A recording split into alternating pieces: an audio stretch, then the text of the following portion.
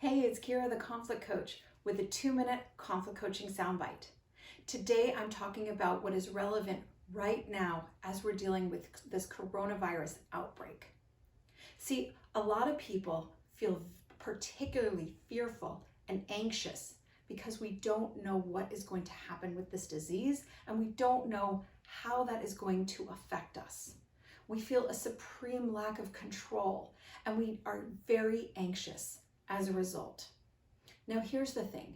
That anxiety can lead to anger, and anger into rage. That is why people who suffer from trauma often are easily triggered into outrage.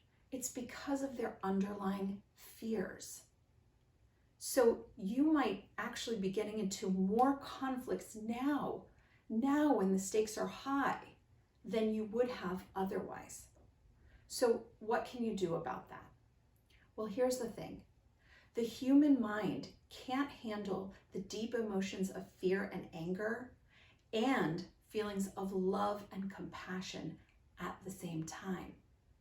So when you're feeling particularly stressed out and fearful, you can focus on love and compassion. That will propel you into acting in ways that are proactive for you and your family and your loved ones, and in your work with your teams. You'll be able to get your needs met better if you're focusing on that love and compassion. Now, some people have a difficult time reshifting their focus and really tapping into what are their fears and what are their loves. So my team and I at Harmony Strategies Group can help you with that. We specifically help focus on what are the conflict triggers and how to mitigate them.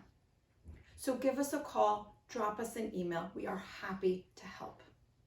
Please like and share this video, and we'll see you at the next 2-minute conflict coaching soundbite.